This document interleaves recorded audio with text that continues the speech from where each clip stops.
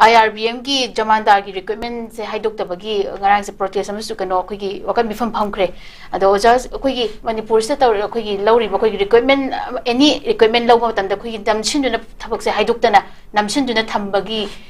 si lady se kuina changduna lady ba si oja yo ba ki na kai yang thamba ya aidi masi ga haidoktan lai je thunam tang haido ga yeng ninge kai gi hai kan da ikoi swai da moral responsibility masa khangdra wa haija batare ta seng na mayam ama elected mark da yaw da banate aragi aso senfam mayam ama khomjal laga thabak opinion to gi mayam ama ji dum thengnari masi nuksi siktadi una leng de haibaduni leng haibiya de haibadu ga chamana ba poni aduna chap chaba ikoi gi evidence puthuro proof puthuro haraga di lai banatraga su hai tare ko adum ngangnari pot se dum chumba khra di yawra da bune ado madugi pot da ikoi hujik shi gi pot si haidok pangam da lai basi masi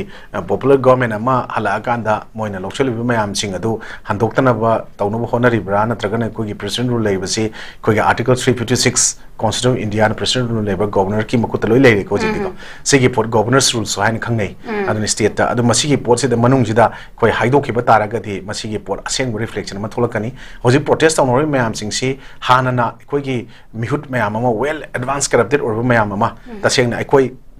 chingdana ba masagi pham phangna bona bada natraga masagi chokri makong tektana bona bada natraga na masigi chokri da phami mi chingdaraga ina oiraga di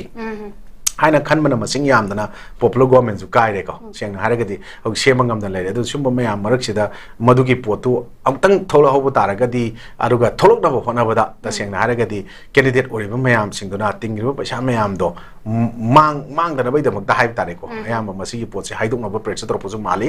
aduna madugi potu ekoi di afaba pot amani haidok tona leire post de haido haningi madugi paisa pi gi pi da bagi wanatana aduna thaine koi corruption si bot piri ba misu lawri ba misu animak punishment phangani ka ne koi anti corruption cell lai ki but house bok ning thina mathau to bu de koi ta sengna ude adana anti corruption cell aduga bribe ki ba case me am se deal tawna basu yamna independent oba autonomous oba body amaka state na sembi raga thamba aduga madugi potu ek rule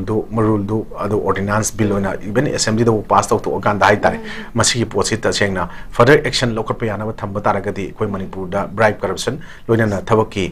korpo matam da koi lo हिंकोल जो लेना खबर मपांग पाक चंद लगे तंग नरक पा अरगी कोई की लाइन बा प्रजा ना मसिंग याम बा तसेंग मपांग दी याम फजन योम बा लमदम मम ओइरि बे कोई इरमदम मणिपुर दा कंगले पाक तले प्रजा मियाम के अवाब से तसेंग ना हाइबे तारगा दी याम फजन निंगथीना थबक तो ओंथो कांदा सुम मयाम सिंग से कोई थबक तो न होनर को तारगा दी कोई ब्राइब करप्शन मुट कनी अदो स्माइन थबक हाइदो कनो हाइबे की pot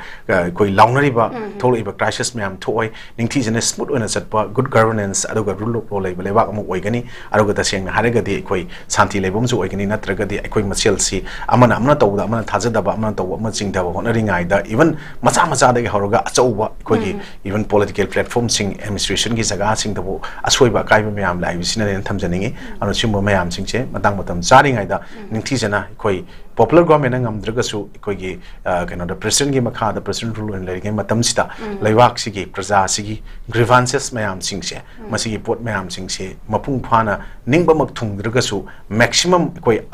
ayamba makhai di menkhat lawi haiba gi potu koi uba pami adu khara amarom da masigi president rule laibisina maram wara kanda bureaucrat officers mayam gi marak tagi hai tare ko well corrupted oba kharana hena nungai na MLA minister na torom badagi hena sathina percentage sing lawra kanda sumain to ba yaure kaina subject to correction di oji so minister la le haibagi wafam na de haina report me ham sing da sibo haina ko yawi aduna hena khudong cha da ba secretary changba nungai ta ba even hana MLA minister bu changba yarak ta report lai de kaina haibu chudum ta da na te simba me ham sing sin maram war kan da praja sing na popular government ama amu install to gina bati man tawri aduna ji dissolve to dringai marak da so tamoi sheng na mayam ji yasin raga haib tare ko lainari ba manungi moigi internal crisis or madugi defects mayam sing do loina mo men khatna ba mention na ba hona min ra kan da thabak to onthok kana popular government ama sembadi mathau tai kon tajabada tasengna yana ba charang na ba